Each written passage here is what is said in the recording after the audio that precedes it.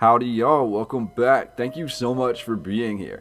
Today, we have an incredible video. We're going to be looking at construction photographs, and honestly, I did not know that these existed, but these are going to be construction photographs of the 1893 World's Fair that was held in Chicago inside of Hyde Park. Now, these construction photographs were only recently revealed to the public by the Chicago Historical Society. So I thought that we would take a deep dive into these images. Some of them are panoramic, and all of them will show the incredible architecture supposedly being constructed just for the World's Fair in 1893. And furthermore, all of these buildings are said to be temporary. So take everything that you see or hear today with a grain of salt, but we're going to be briefly diving into the current narrative, and we're also going to be looking at a little bit of the history of Hyde Park. So enjoy, and let me know your thoughts and comments down below. These photographs are absolutely breathtaking.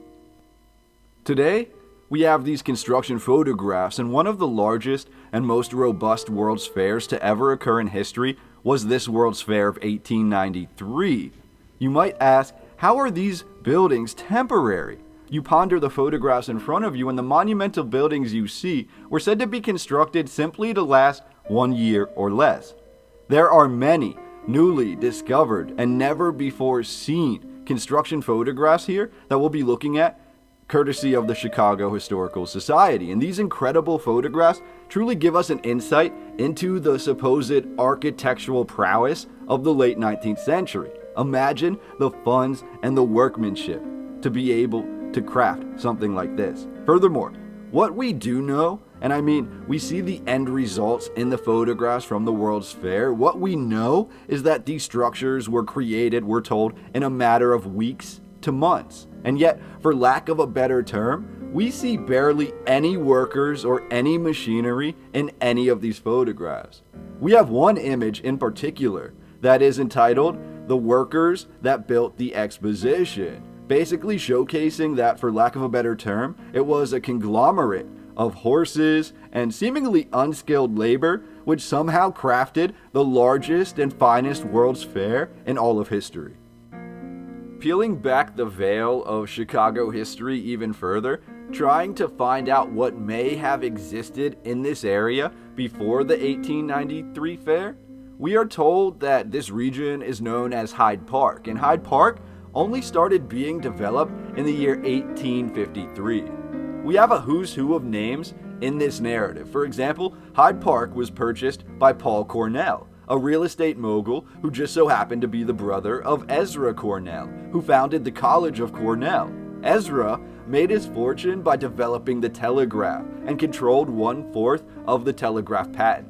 Ezra actually created a steam-powered machine that would not only dig a trench for laying underground telegraph wire, but the machine would also lay the lead pipe and the telegraph wire itself, and it also had the ability to cover over the trench after the job was done. Ezra developed this technology before telegraphs even became introduced to the public. However, loss of electric conductivity underground is said to have rendered his invention useless. Still, Ezra made millions of dollars off the telegraph patent with the founding of American Union in the mid-19th century. Ezra then took this fortune and founded the College of Cornell, one of 8 Ivy League colleges in America. Now, Ezra's brother, tying this back to the World's Fair, his brother Paul, made a fortune off real estate speculation and used this fortune to purchase 300 acres of land nearby Chicago, which became known as Hyde Park. Just 2 years earlier, the Illinois Central Railroad was developed and it passed by the area that became Hyde Park. So Paul Cornell decided to pay to have a new railroad station open in this area to serve the park. Hyde Park then quickly became a suburban retreat for the Chicago elite, and we're told in 1857 a lavish, upscale hotel known as the Hyde Park House opened in the area, becoming the focal point for upper-class Chicago life. By 1861, Hyde Park was incorporated as its own private township, and we're told that Mary Todd Lincoln stayed in the Hyde Park house for the summer of 1865 following the assassination of her husband, President Abe.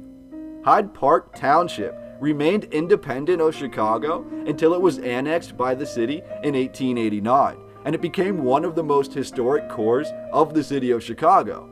In 1891, we're told just 2 years after annexing Hyde Park, the University of Chicago opened in the area of Hyde Park with financial backing by John D. Rockefeller and William Rainey Harper. Again, do you begin to see who was actually writing the history here and benefiting from what was occurring in Hyde Park?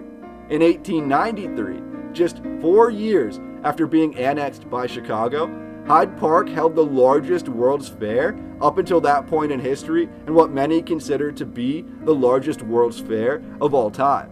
The exposition covered 690 acres, featured 200 uniquely crafted buildings, canals, and lagoons. It featured the moving sidewalk and the first Ferris wheel, and numerous other technological breakthroughs, and it was visited by over 27 million people in just 6 months. The Hyde Park World's Fair in Chicago in 1893 quite literally took America from being considered an upstart country which sought recognition to becoming an immense powerhouse deemed to be on the cutting edge of development. The concept of American exceptionalism was single-handedly sparked by the 1893 World's Fair, which consisted of the largest buildings in the entire world at that time. On October 9th of 1893, for example, there was a day in the fair that was designated as Chicago Day, and this day set a world record for any outdoor event attendance, drawing over 750,000 people in this one single day. These are the supposed construction photographs of the immense architecture that was only in Hyde Park for 1 year or less. These are the largest buildings in the world at the time that they were completed, and yet they are all temporary. They were constructed in a matter of weeks to months, and they are all temporary. These were the most important buildings in the entire United States, and they were all temporary. But I must ask, does any of this construction truly look temporary to you?